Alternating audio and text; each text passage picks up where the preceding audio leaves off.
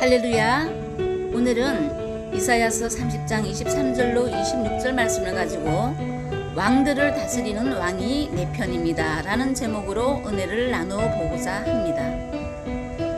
이사야 30장 23절로 26절까지 말씀을 함께 봉독해서 올려드리겠습니다. 내가 땅에 뿌린 종자에 주께서 비를 주사 땅 수산의 곡식으로 살찌고 풍성케 하실 것이며 그날에 너희 가축이 광활한 목장에서 먹을 것이요 밭 가는 소와 어린 나귀도 피와 육지창으로 까부르고 맛있게 한 먹이를 먹을 것이며 크게 사륙하는 날 망대가 무너질 때에 각 고산 각 줄령에 개울과 시냇물이 흐를 것이며 여호와께서 그 백성의 상처를 싸매시며 그들의 맞은 자리를 고치시는 날에는 달빛은 햇빛 같겠고 햇빛은 칠배가 되어 7날의 빛과 같으리라. 아멘. 현 시대적 상황은 우리나라뿐만 아니라 세계 많은 나라가 비로 인한 침수 피해, 각종 지진, 코로나 등으로 인한 고통 등 세상의 암흑기라고 할 수 있을 정도로 혼돈 상태입니다.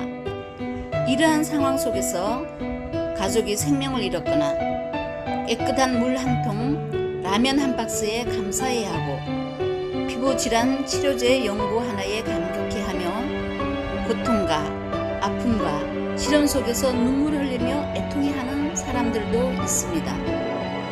그런가 하면 더 가지지 못했어. 가진 것을 조금 손해볼까봐, 명예를 더 얻고 싶어서 가진 명예를 뺏길까봐 이기심과 탐욕과 오만과 교만과 거짓과 악인의 꾀를 따르며 어렵고 힘들고 연약한 이들에게 더 큰 핍박과 멸시와 천대함으로 고통을 가중시키고 있는 이들도 있습니다.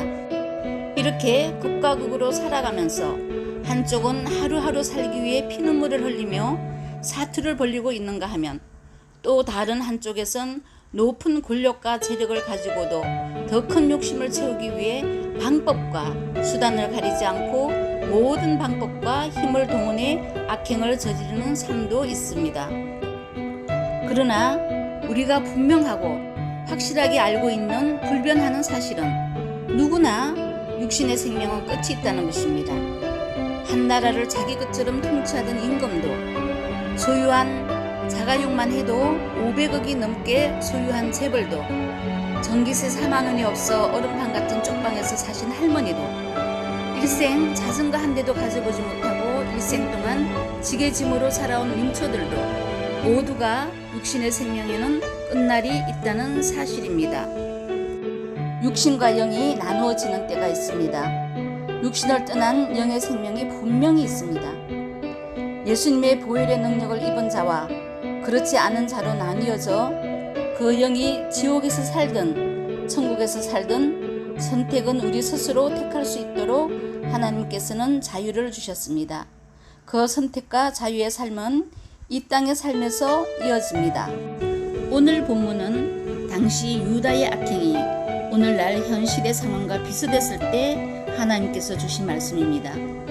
하나님의 은혜로 나라가 부강하고 태평성대가 이루어지자 나라를 다스리는 치리자뿐만 아니라 하나님의 백성이라고 자부하던 많은 유다 백성이 우상을 섬기는가 하면 하나님의 말씀은 입에 달고 살면서도 마음과 행함은 하나님과 거리가 멀었습니다. 그러다가 하나님의 징계로 어려움이 닥쳐오자 하나님께 회개하고 나오는 것이 아니라 우상나라인 애굽에게, 즉 하나님께 의지하는 것이 아니라 사람에게 의지하고 도움을 요청하는 어리석은 모습까지 보입니다. 하나님께서는 결국 유다를 멸망시키고 바벨론의 포로가 되게 하셨습니다. 그러나 하나님께서 자신이 택하신 백성에게 내리는 징계는 그 백성을 포기하신 것이 아니라 그들이 회개하고 하나님께 돌아오기를 기다리시는 기회라고 하는 것을 우리들은 기억해야 할 것입니다. 마치 집 나간 탕자가 집으로 돌아오기를 기다리던 아비의 심정으로 우리 하나님께서는 기다려주시는 것입니다. 포로 생활 중에 비로소 본국에서 하나님께 예배드리던 일, 하나님을 향했던 자신들의 모습을 그리워하며 그들의 마음이 다시 하나님을 향할 때 하나님께서 유다를 포로 생활에서 끝내게 하시려는 계획을 세우시고 이사야를 통하여 유다를 향해 하신 예언이 오늘 본문 말씀입니다. 여기 등장하는 이사야라 하는 이름의 뜻은 여호와는 구원이시다 라는 뜻이며 그는 우시야 왕의 조카로서 귀족 출신으로 예루살렘에서 성장한 인물입니다.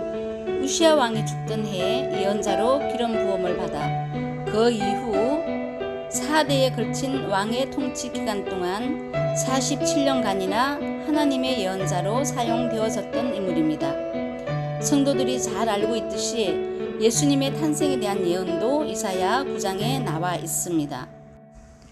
그 당시 유다 백성에게 이사야를 통해 말씀하셨던 것 같이 현 시대, 현 상황에서도 하나님께서는 동일하게 우리들에게 말씀하고 계신다고 믿습니다. 지금 이 순간에도 온갖 탐욕과 교만에 빠져 하나님의 뜻하심을 구해보지도 않고 연약하고 힘없는 자를 누르고 짓밟으며 자신의 판단과 잣대로 온갖 비판과 멸시로 고통과 상처를 입히고 하나님을 모욕하는 침뱉는 악마의 모습들이 세상을 지배하고 있는 것을 알 수 있습니다. 하나님을 모르는 무지한 백성들은 그렇다고 할지라도 하나님을 알고 믿고 따르는 자들마저도 하나님을 섬기는 자를 향해 하나님의 음성을 구해보지도 않고 아무 두려움 없이 자신의 신앙만이 참 신앙인 양 손가락질하고 비판하고 정죄하는 상황이 벌어지고 있는 것입니다. 세상이 얼마나 악에 빠져 있는지 우리들도 알 수 있는데 어찌 하나님께서 모르시겠습니까? 이토록 기도보다 먼저 판단하고 예배 자리보다 먼저 세상 자리를 탐하는 부족한 우리들임에도 하나님께서는 우리가 하나님의 얼굴을 구하고 기도하기를 그리고 예배 드리기를 기다리고 계신다는 것을 우리 모두 기억해야 할 것입니다. 오늘 본문 말씀을 보면 우리가 알게 모르게 저지른 악행으로 말미암아 징계를 받고 있거나 극한 어려움을 당하고 있는 상황이라 할지라도 진실로 하나님께 회개하고 무릎 꿇고 하나님께로 돌아오기만 하면 하나님께서는 용서는 물론이고 우리에게 주실 축복까지 예비하고 계신다고 하는 것을 알 수 있습니다. 예비하신 첫 번째 축복은 풍성케 하시는 은혜입니다. 이사야 30장 23절로 24절을 보면 내가 땅에 뿌린 종자에 주께서 비를 주사 땅 소산의 곡식으로 살찌고 풍성케 하실 것이며 그날에 너희 가축이 광활한 목장에서 먹을 것이요 밭 가는 소와 어린 나귀도 키와 육지창으로 까부르고 맛있게 한 먹이를 먹을 것이며 아멘. 본문 말씀에 풍성케 하신다는 것은 우리가 땅에 뿌린 모든 종자, 즉 기도로 뿌린 씨, 섬김으로 뿌린 씨, 수고와 헌신과 소망으로 뿌린 모든 종자를 살찌게 하시고 풍성케 하시는 은혜를 선물로 주신다는 것입니다. 가축이 광활한 목장에서 먹는다고 말씀하신 것은 이렇게 풍성케 하시는 축복으로 말미암아 속해 있는 모든 권속들에게 육의 양식과 영의 양식이 지경을 넓혀 광활한 열방에까지 충만하게 하실 뿐만 아니라 기르는 짐승들에게까지도 은혜를 주신다는 것을 의미합니다. 키로 까불고 육지창으로 걸러낸 온전하고 부드러운 알곡 같은 완전한 보상으로 책임져 주신다고 하시는 것입니다. 예비하신 두 번째 축복은 건강과 생명을 새롭게 주시는 은혜입니다. 25절에 크게 사륙하는 날 망대가 무너질 때에 각 고산, 각 줄령의 개울과 시냇물이 흐를 것이며 아멘. 크게 사륙하는 날 망대가 무너질 때란 큰 고난과 어려움이 있을 때 자신을 완전히 내려놓고 하나님만 의지하고 바라볼 때를 의미하는 것입니다. 일반적으로 물은 성경적으로는 생명을 의미합니다. 아무리 어려운 일을 당해도 어떠한 조건이나 상황 속에서도 하나님만 바라보고 그분만 의지하면 하나님은 내 편이 되어주시며 높은 산이나 골짜기 같은 절망 가운데서도 겨울과 강물 같은 길을 내시고 목마름을 채우시고 풍성하고 통통한 길을 열어주십니다. 현 시대에 살고 있는 우리들은 코로나와 많은 비, 또 기타 여러 가지 이유들로 경제 상황뿐만 아니라 개인적인 염려거리와 걱정 등 여러 가지 이유로 인해 많은 어려움을 겪으며 살아가고 있습니다. 그러나 하나님은 분명히 말씀하고 계십니다. 이러한 어려움이 있을 땐 다시 마음을 가다듬고 하나님께로 돌아오라고 하십니다. 마음을 새롭게 하여 더욱더 하나님께 나아가야 합니다. 그리하면 하나님께서는 시냇물과 같은 길과 강 같은 길을 반드시 열어주신다는 것을 믿어야 합니다. 예비하신 세 번째 축복은 모든 상처와 맞은 자리를 고치시고 회복시키실 뿐만 아니라 7날의 햇빛과 같은 축복을 7배나 주시는 은혜입니다. 26절에 여호와께서 그 백성의 상처를 싸매시며 그들의 맞은 자리를 고치시는 날에는 달빛은 햇빛 같겠고 햇빛은 7배가 되어 7날의 빛과 같으리라.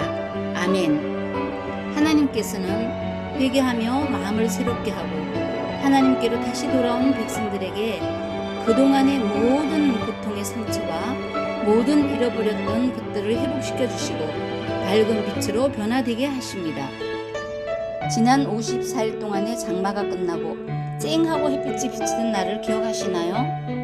온 집안에 눅눅했던 습기가 보송보송하게 되고 곰팡이 냄새가 사라지고 비로 인해 침수된 곳을 복구하게 되고 흙탕물은 맑은 물로 변화되고 삶이 완전히 생기를 찾게 되지 않던가요? 이 빛은 단순한 밝은 빛이 아니라 밤하늘 달 같은 희미한 것에서 낮의 햇빛같이 환하게 완전히 변화된 놀라운 축복을 무려 7날의 정오의 빛과 같이 변화시키는 더할 수 없는 하나님의 약속입니다. 여러분, 지금 이 모든 고통과 고난 어려움의 문제를 가지고 하나님께 더욱 겸손히 엎드리면 7배나 더해진 7날의 정오의 햇빛같이 변화되는 경험을 하게 됨을 영안을 열어 바라보고 믿고 말씀대로 따르시기를 권면합니다. 예수님을 부인했던 베드로의 회개의 눈물같이 고국 땅 예루살렘으로 돌아가 예배드리기를 소망했던 유다 민족같이 간절한 마음으로 하나님께 온전히 돌아가 예수님의 재림을 기다리며 기도하고 찬송하며 예배드리는 우리들에게 만왕을 다스리는 왕께서 나의 편이 되어주시고 우리 성도들의 편이 되어주셔서 7배나 되는 7날의 정오의 빛된 삶을 살게 하실 것입니다. 기뻐하고 감사하는 복을 충만히 누리게 될 것을 믿고 반드시 승리하는 우리 됨을 우리 삶의 완성이 되시는 예수 그리스도 이름으로 축복합니다. 기도하겠습니다. 하나님 아버지, 오늘도 귀한 말씀으로 깨닫게 하시고 하나님께 더욱더 다가가게 하시니 감사합니다. 세상에서 일어나는 여러 상황들이 우리 주 예수님의 재림 때가 가까이 다가옴을 느낍니다. 우리의 허물과 죄를 깊이 회개하고 하나님 아버지께 나온 아버지의 자녀들에게 만왕을 다스리시는 왕 중의 왕 되신 아버지의 독생자 예수 그리스도께서 우리 편이 되어주셔서 달빛이 햇빛으로 변하고 그 햇빛이 7날의 정오의 빛 같은 삶이 되게 하심을 믿고 모든 것을 다 이루신 예수 그리스도 이름으로 감사드리며 기도합니다. 아멘.